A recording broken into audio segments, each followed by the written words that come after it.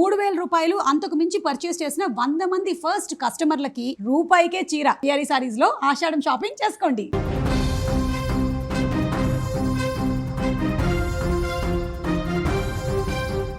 ఉత్తరాంధ్ర వాసులకు big alert. ఇప్పటి వరకు సరైనటువంటి వర్షాలు లేక అల్లాడిపోతున్నటువంటి రైతాంగానికి, ప్రజలందరికీ కూడా ఇప్పుడు ఊహించని స్థాయిలో వస్తున్నటువంటి వర్షాలు తీవ్ర ఆందోళన కూడా గురి చేస్తున్నాయి. ముఖ్యంగా తీర ప్రాంతాలకు హై అలర్ట్ ప్రకటించింది వాతావరణ శాఖ. బంగాళాఖాతంలో వాతావరణం అత్యంత వేగంగా మారుతుంది. నిన్నటి వరకు సాధారణ అల్పపీడనంగా ఉన్న వాతావరణ వ్యవస్థ ఇప్పుడు మరింత బలపడి వాయుగుండంగా మారింది. దీని ప్రభావంతో ఉత్తరాంధ్ర తీరానికి పెను ముప్పు పొంచి ఉందని భారత వాతావరణ శాఖ ఏపీ విపత్తు నిర్వహణ సంస్థ తీవ్ర హెచ్చరికలు జారీ చేసింది. అసలు ఈ వాయుగుండం ఎక్కడ తీరం దాటబోతుంది, ఏ ఏ జిల్లాలపైన దీని ప్రభావం ఉండబోతుంది, రానున్న 24 గంటల్లో పరిస్థితి ఎలా మారబోతుంది, అధికారులు ఏం చెప్తున్నా, జాగ్రత్తలు ఏంటి వారు చెప్తున్నా అనేటువంటి వివరాలు చూస్తే ముందుగా ఈ వాయుగుండం ప్రయాణిస్తున్నటువంటి మార్గం గురించి చూద్దాం. వాయువ్య బంగాళాఖాతంలో ఏర్పడినటువంటి ఈ అల్పపీడనం క్రమంగా కేంద్రీకృతమై శక్తిని పుంజుకొని వాయుగుండంగా మారింది. వాతావరణ శాఖ తాజా బులెటిన్ ప్రకారం ఇది సోమవారం మధ్యాహ్నం లేదా సోమవారం సాయంత్రానికల్లా ఒడిశాలోని పారాదీప్, పశ్చిమ బెంగాల్లోని సాగర్ ద్వీపం మధ్య తీరం దాటేటువంటి అవకాశం ఉందని కూడా అంచనా వేస్తున్నారు. అయితే ఇక్కడ మనం గమనించాల్సినటువంటి ఒక కీలకమైనటువంటి విషయం కూడా ఉంది. ఎందుకంటే తీరం దాటే లోపు రానున్నటువంటి 24 గంటల్లో ఇది మరింతగా బలపడి తీవ్ర వాయుగుండంగా మారేటువంటి అవకాశం ఉందని కూడా ఏపీ విపత్తు నిర్వహణ సంస్థ అంచనా వేస్తుంది.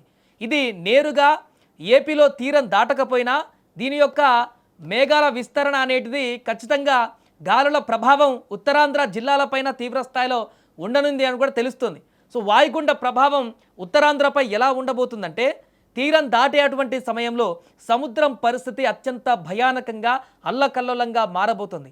తీరం వెంబడి గంటకు 55 నుంచి 65 కిలోమీటర్ల వేగంతో బలమైనటువంటి ఈదురుగాలులు వీస్తాయంటూ కూడా అధికారులు హెచ్చరిస్తున్నారు. దీని కారణంగా అలల పోటు కూడా విపరీతంగా ఉండబోతుంది తీర ప్రాంతాలలో. ఈ స్థాయి గాలులకు రేకుల షెడ్లు ఎగిరిపోవడం, బలహీనమైనటువంటి చెట్లు, కరెంటు స్తంభాలు కూలిపోయేటువంటి ప్రమాదం కూడా ఉండబోతుంది ఇప్పుడు తీర ప్రాంతాలలో.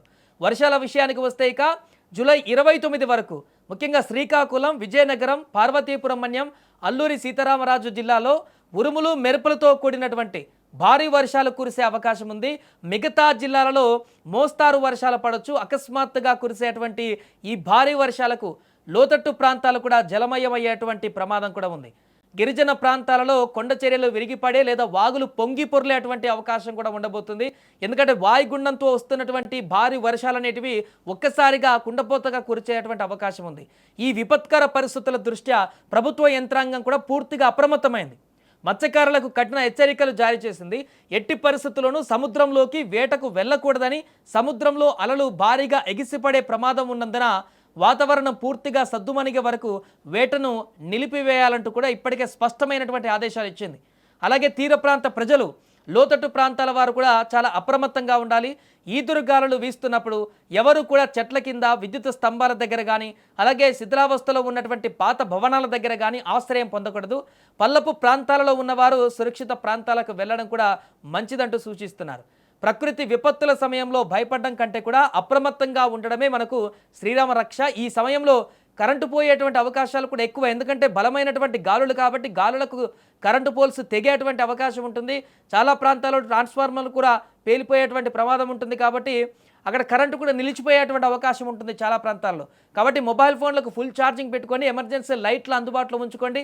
అత్యవసరమైతే తప్ప ఎలాంటి ప్రయాణాలు కూడా మీరు పెట్టుకోకండి అంటూ కూడా అధికారులు చెప్తున్నారు. ముఖ్యంగా ఉత్తరాంధ్ర ప్రాంతాల్లో ఉన్నటువంటి పరిస్థితుల నేపథ్యంలో అక్కడ పూర్తిగా ఇలాంటి భయంకరమైనటువంటి పరిస్థితులు రాబోయే 24 గంటల్లో రాబోతున్నాయి. ఇప్పటి వరకు ఈ సంవత్సరంలో ఇంత అత్యధిక వర్షాలు రాలేదు. మనకు వర్షాలు లేక ఇబ్బందికరమైనటువంటి పరిస్థితులు 2 తెలుగు రాష్ట్రాల్లో మనం చూస్తున్నాం. కానీ ఇప్పుడు తాజాగా ఏర్పడ్డటువంటి వాయుగుండం ఇది తీవ్ర వాయుగుండంగా మారేటువంటి పరిణామాలకు సంకేతాలు ఇచ్చింది. కాబట్టి ఆ ఎఫెక్ట్ ఆల్రెడీ ప్రారంభమైంది. కాబట్టి తీర ప్రాంతాల నుంచి దూసుకువస్తున్నటువంటి ఆ యొక్క మేఘాలు కానీ, గాలుల తీవ్రత కానీ అక్కడ ఉన్నటువంటి తీర ప్రాంత ప్రజలనైతే ఉక్కిరిబిక్కిరి చేసేటువంటి అవకాశం కనిపిస్తుంది. అందుకే వచ్చే మరికొన్ని గంటల పాటు జాగ్రత్తగా ఉండాలి ప్రజలందరూ కూడా. ఆ ప్రాంతంలో ఎవరు కూడా, ముఖ్యంగా సముద్ర తీర ప్రాంతాలకు ఎవరు వెళ్ళకూడదు. సరదాకు కూడా సాయంత్రం వేళలో అటువైపు వెళ్ళకూడదంటూ కూడా అధికారులు హెచ్చరిస్తున్నారు. అలల పోటు చాలా తీవ్రంగా ఉండబోతుంది.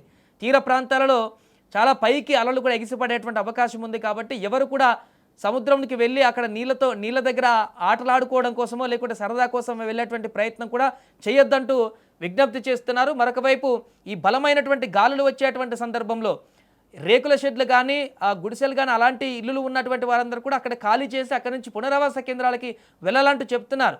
ఎందుకంటే 55 నుంచి 65 కిలోమీటర్ల వేగంతో గాలులని చెప్పినా కూడా ఒకవేళ దాని ప్రభావం ఎక్కువగా కూడా ఉండొచ్చు అనేటువంటి అంచనాలు కూడా ఉన్నాయి.